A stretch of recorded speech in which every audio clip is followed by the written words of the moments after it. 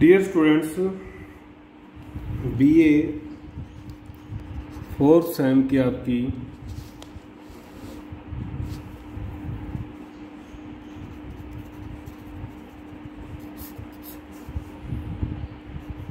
Lesson 1 आपका और video संख्या ये है आपकी 6।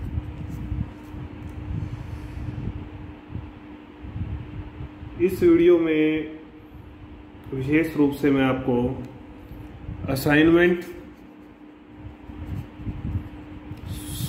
के बारे में बताऊंगा और वेरी जो शॉर्ट आंसर क्वेश्चन आंसर हैं आपके, उनके बारे में बताने वाला हूँ। असाइनमेंट में आपका जो पहला क्वेश्चन है वो यही है कि राष्ट्रीय चेतना के उदय एवं विकास के कारण, उदय और विकास के कारण क्या, फिर वो क्वेश्चन मैंने आपको बताया था कि क्या राष्ट्रवाद जो है अंग्रेजों की देन था, इसकी विवेचना कीजिए। बात एक ही है ये। तो इस राष्ट्रीय चेतना के उदय एवं विकास का जो ये क्वेश्चन है आपका, इसके आपने लिखने हैं 5 पेज। तो ये आपका असाइनमेंट बनना शुरू हो जाएगा। अभी क्या है, आपके पास टाइम है, बहुत टाइम है। इस टाइम का आपको उपयोग करना है। जब आपके एग्जाम जब भी होंगे या कॉलेज खुलेंगे तो उस समय आपके पास टाइम कम होगा। तो उस कम टाइम में आपको टेस्ट भी देने होंगे और सब्जेक्ट के असाइनमेंट भी बनाने होंगे, तैयारी भी करनी होगी, कॉलेज की एक्टिविटी भी होंगी। तो वो सब नहीं कर पाएंगे आप एक साथ।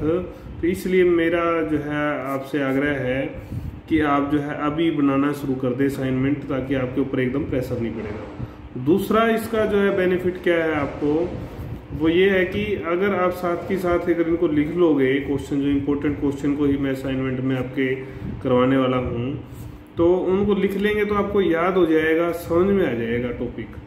और याद और समझ में आ गया आपको तो फिर रिवीजन में कोई दिक्कत आपको होनी नहीं है। इसलिए ये जरूरी है। दूसरा जो आपका मामला है वो है वेरी शॉर्ट आंसर क्वेश्चन का। तो 2-2 अंक के आपके 8 क्वेश्चन आते हैं। तो 16 अंक जो है केवल 8 शब्द लिखने से आपको मिल जाते हैं। 8 शब्द या थोड़ा ज्यादा। तो इतना कम लिखने पर अगर आपका आप 5 पेज भरते हैं तब जाके आपको 16 अंक मिलते नहीं है। आपको पता होगा, काट लेते हैं आमतौर पर एग्जामिनर। तो इसलिए क्यों नए इन बढ़िया नंबर को जो है हम पक्का कर लें। तो पक्का करने के लिए ही विशेष रूप से मैंने सोचा है कि इस बार मैं शॉर्ट वेरी शॉर्ट जो क्वेश्चन है आपके, उनकी भी एक वीडियो जो है आपके सामने लेके आऊँगा। वैसे तो हमने जब क्वेश्चन की 5 वीडियो देखी हैं, उस दौरान भी आपको 2-2 अंक के क्वेश्चनों का महत्व और उनकी संख्या बताई है। वो तो आपको करने ही है, वो तो आपको करने ही है। साथ में अब जो बुक में कुछ बुक्स में दिए होते हैं, साथ साथ उनको भी अतिरिक्त जो उसमें आएंगे उनको हम दोहरा लेंगे, उनको पढ़ लेंगे। और जो दोबारा रिपीट होंगे तो उनका दोहरा याद हो जाएगा, रिवीजन हो जाएगी। तो और उन क्वेश्चंस को मैं केवल जो है यहाँ बोल के नहीं पढ़ूँ, मतलब पढ़ के ही नहीं बताऊंगा आपको। साथ में जो भी रेफरेंस हमने पढ़ा है या उससे जुड़ता हुआ है वो भी आपको बताया जाएगा, ताकि आपको याद रहे। ठीक है। तो ये 2 मैटर है आपके। तीसरा जो मैटर है वो है कि ऊपर से अधिकारियों के निर्देश हैं कि आप विद्यार्थियों की अटेंडेंस हो। अटेंडेंस के लिए मैंने आपको एक सरल मार्ग बताया है कि आप हर वीडियो का फीडबैक दें, वही आपकी अटेंडेंस मान ली जाएगी। या फिर मैं लाइव क्लास शुरू करूं। लाइव क्लास मैंने पहले भी शुरू करके देखे तो उसमें बहुत कम बच्चे आते हैं और आप सबके पास मोबाइल का एक्सेस नहीं होता। इसी कारण मैंने YouTube को चुना था। लेकिन अगर यही ढुलमुल रवैया, अगर फीडबैक भी नहीं आता, जिसमें आपकी कोई टाइम का बंधन नहीं है, टाइम का अगर बंधन नहीं है तो आप किसी भी टाइम भेज सकते हैं, 2 वीडियो का इकट्ठा ही भेज सकते हैं। लेकिन मुझे बहुत कम बच्चों का फीडबैक मिल रहा है, ये अच्छी बात नहीं है। आपके इंटरनल असेसमेंट के मार्क्स इस असाइनमेंट और टेस्ट और आपका जो अटेंडेंस है और आपकी जो क्लास में प्रतिभागिता है या जो आपका परफॉर्मेंस है या आप जो भाग ले रहे हैं उस सारे पर निर्भर करता है। अगर आप ये सब ठीक नहीं करेंगे तो वो असेसमेंट आपकी ठीक नहीं जाएगी। और हो सकता है किसी कारण से अगर एग्जाम नहीं होंगे, अगर या कोई दिक्कत हो जाती है, तरह तरह की गाइडलाइन, पहले भी ऐसा हुआ है। तो अगर ऐसा होता है तो इंटरनल असेसमेंट के आधार पर ही रिजल्ट बनेगा। तो इसलिए आपके ऊपर है कि आप अपना रिजल्ट अच्छा करेंगे या उसको खराब करेंगे। तो मैंने आपको जो समझाने वाली बात थी वो कई बार समझा दी है कि नोट्स बना लें, बुक्स ले लें और साथ ही साथ जो है अब असाइनमेंट बना लें और रिवीजन कर लेंगे तो आपका सारा काम सरल हो जाएगा, फीडबैक देते रहेंगे तो अब हम कर रहे हैं क्वेश्चन आंसर, छोटे जो क्वेश्चन आंसर हैं। आपको बहुत सारे क्वेश्चन करवा दिए गए हैं, फिर भी दोबारा से आप देख लें। दिल्ली दरबार का आयोजन किसके काल में हुआ? दिख रहा होगा आपको। तो लॉर्ड लिटन, आपको ध्यान है 1876 से 80 तक ये रहे और इनके कारनामों के कारण से राष्ट्रीय चेतना के उदय को और विकास को जो है बल मिला था। यही थे जो आर्म्स एक्ट लेकर आए थे, वर्नाकुलर प्रेस एक्ट को समाप्त, वर्नाकुलर प्रेस एक्ट लेकर आए थे, आर्म्स एक्ट लेकर आए थे। ब्रिटेन की रानी को भारत की भी महारानी या साम्राज्ञी घोषित इन्होंने किया था और दरबार का आयोजन किया था। इनके समय में ही बैंक का काल पड़ा था। ये इतनी चीजें हैं लॉर्ड लिटन की, ये आपको याद रहनी ही चाहिए। स्वराज शब्द का सबसे पहले प्रयोग किसने किया? स्वामी दयानंद ने, ये भी हम कर चुके हैं। आनंद मठ किसने लिखा? जिस बंकिम चंद्र चटर्जी ने, ये भी आपको पता है। इल्बर्ट बिल विवाद, इल्बर्ट वो बिल था जिसमें इल्बर्ट नाम के एक सदस्य जो कि लॉर्ड रिपन जो वायसराय थे उनके काल में इस परिषद के एक सदस्य इल्बर्ट ने एक बिल लेके आए थे जिसमें भारतीयों को अंग्रेजों के, यूरोपियनों के जो मुकदमे हैं, मतलब न्याय करने का उन पर अधिकार प्राप्त हो गया था। लेकिन बहुत ज्यादा इस पर विवाद हुआ था, आपको ध्यान है, इसमें बदलाव किया गया था। मैं भारतवासी हूं और प्रत्येक भारतवासी मेरा भाई है, भारतवासी मेरे प्राण हैं, ऐसा किसने कहा था? तो ये भी आपको ध्यान होगा। स्वामी विवेकानंद, जब हमने सामाजिक धार्मिक सुधार आंदोलनों में विवेकानंद जी के बारे में पढ़ा था तो तभी हमने पढ़ा था। अब वही आ गया फिर लिटन की एक गलत नीति। लंका शायर के व्यापारियों के हित की रक्षा के लिए सूती कपड़े पर आयात कर हटा दिया था। लंका शायर मतलब इंग्लैंड, आयात कर हटा दिया मतलब इनके लिए माल जो है मंगवाना सस्ता हो गया, तो वो बिकेगा तो उसको कम रेट में ये बेच सकते हैं क्योंकि इनके तो टैक्स लग ही नहीं रहा था। तो ऐसा किसने किया था? लॉर्ड लिटन। इससे भारतीय व्यापारियों को काफी नुकसान हुआ था। ब्रिटिश इंडिया एसोसिएशन की स्थापना कब हुई? 1851 में। गला घोट कानून, गैगिंग एक्ट, ये गला घोट, किनका गला घोटा गया था? जो देसी भाषा के समाचार, वर्नाकुलर मतलब देसी भाषा के समाचार पत्र जो थे उनका गला घोट दिया गया था, उनको बंद कर दिया गया था एक कानून के तहत। तो इसको गला घोटू कानून भी बोलते हैं। कौन लेके आया था ये कानून? लॉर्ड लिटन। अब है भारत में पुनर्जागरण का जनक किसे कहा जाता है? राजा राममोहन राय, ये अग्रदूत, पुनर्जागरण के पिता, ठीक है, जनक, ये इस प्रकार के शब्द इनके लिए प्रयोग हुए हैं।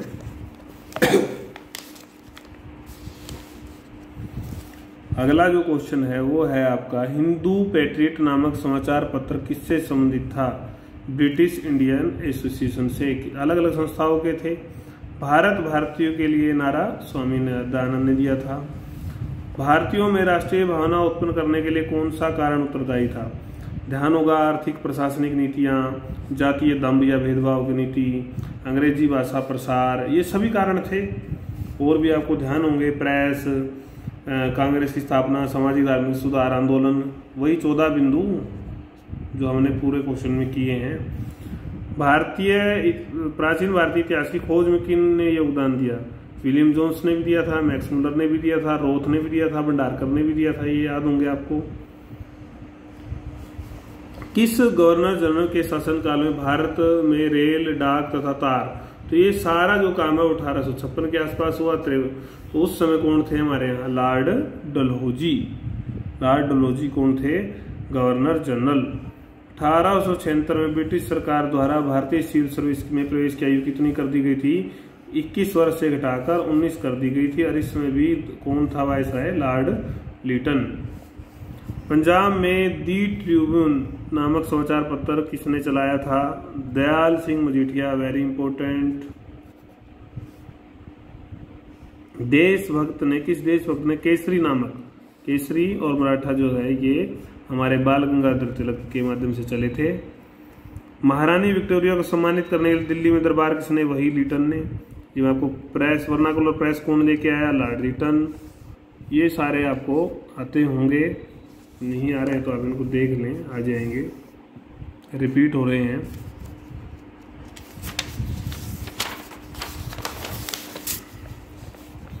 अगला क्वेश्चन है लॉर्ड रिपन कब वायसराय बना? 1880 में, ये मैं बता चुका हूँ। इंडियन नेशनल कांग्रेस की स्थापना लॉर्ड डफरिन 1885 के समय में हुई थी। ये वायसराय थे उस समय। राष्ट्रीय गीत वंदे मातरम की रचना चटर्जी ने की थी, बंकिम चंद्र चटर्जी। राष्ट्रीय कांग्रेस नाम किसने दिया था? दादा भाई नारोजी ने। दिल्ली दरबार का आयोजन 1877 में रिपीट बहुत होंगे। वेदों की ओर लौटो, ये भी वेरी इंपॉर्टेंट है, स्वामी दयानंद ने नारा दिया था। भारत सेवक समाज ये नहीं आया था, ये क्वेश्चन आप नोट कर लें, इंपॉर्टेंट क्वेश्चन है। संगठनों में आएगा, ये सामाजिक धार्मिक जो संगठन स्थापित हुए थे, संस्थाएं स्थापित हुई थी, तो ये थे गोपाल कृष्ण गोखले। गोपाल कृष्ण गोखले की ये संस्था थी। इंग्लिश में भी नाम आ जाए या हिंदी में आ जाए तो दोनों में आपको ये याद होना चाहिए। बंगाल में एशियाटिक संस्था की ये प्राचीन जो भारतीय खोज कर रहे थे परंपरा की, संस्कृति की, तो वो थे विलियम जोन्स। उसके बाद स्वामी दयानंद सरस्वती ने मुंबई में आर्य समाज की स्थापना, ये मैंने आपको कराया था 1875 में, और ब्रह्म समाज की स्थापना हुई थी 1828 में। तो ये 1828 वाला क्वेश्चन भी आ गया है, आप देखेंगे नीचे, ब्रह्म समाज की स्थापना कब हुई थी? तो 1828। और ऊपर एक क्वेश्चन रह गया आपका, भारत में राष्ट्रवाद की संदेशवाहक, ये भी आपको जब करवाया था तब बताया था, स्वामी विवेकानंद को कहा जाता है प्रोफेट ऑफ नेशनलिज्म। अगला क्वेश्चन जो है 1876 में इंडियन एसोसिएशन की स्थापना किसने की? तो सुरेंद्रनाथ बनर्जी ने। व्यापक दौरे किए थे, एक व्यापक संगठन बनाने की उन्होंने कोशिश की थी। अमृत बाजार पत्रिका 1868 में किन्होंने शुरू की थी? मिरातुल अखबार और अमृत बाजार पत्रिका, आपको ध्यान होगा। राजा मिरातुल अखबार, ये आ गया नाम, राजा राम मोहन राय ने फारसी भाषा में, नोट कर लें भाषा का नाम भी, सन 1822। बाहर दूरदर्शा नाटक, ये भी मैंने बताया था। हिंदी के जो सबसे बड़े व्यक्तियों में नाम आता है जिनका, भारतेंदु हरिश्चंद्र।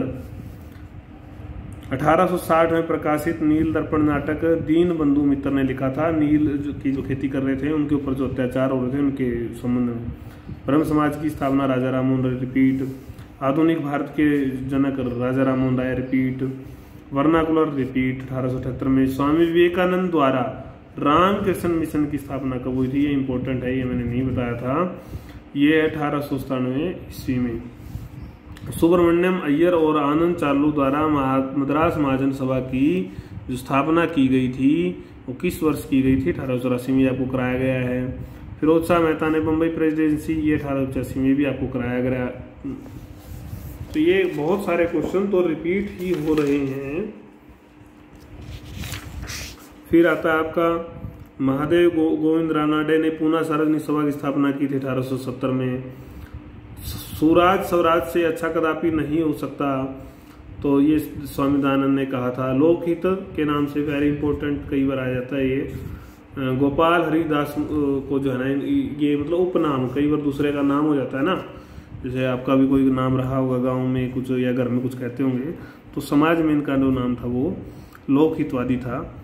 स्वामी विवेकानंद को आधुनिक राष्ट्रीय आंदोलन का आध्यात्मिक पिता, एक है जनक, एक पिता तो राजा राम मोहन राय थे, लेकिन आध्यात्मिक स्पिरिचुअल फादर जो किसने कहा उनको?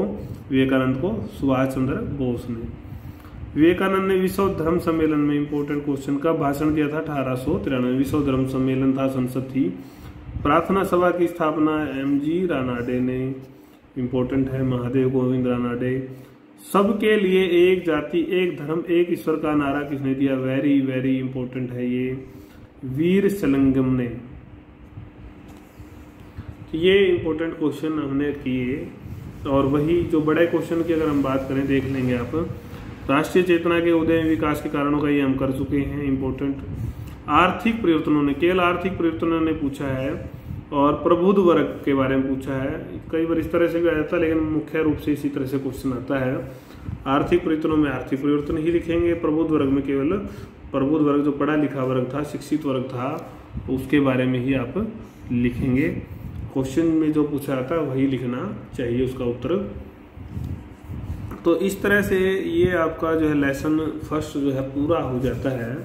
इसके सारे क्वेश्चन हमने कर लिए हैं, छोटे क्वेश्चन भी आपको करा दिए गए हैं, और 48 क्वेश्चन थे छोटे, जिनमें से लगभग 40 क्वेश्चन रिपीट हुए हैं, 8 ही क्वेश्चन नए मुश्किल से मिले होंगे। तो इनको आप देख लेंगे और लिख लेंगे, अगर आपके पास लिखने का साधन है तो, या ले लें कुछ कॉपी पेन आप, तो ये सरल हो जाएगा आपके लिए फिर।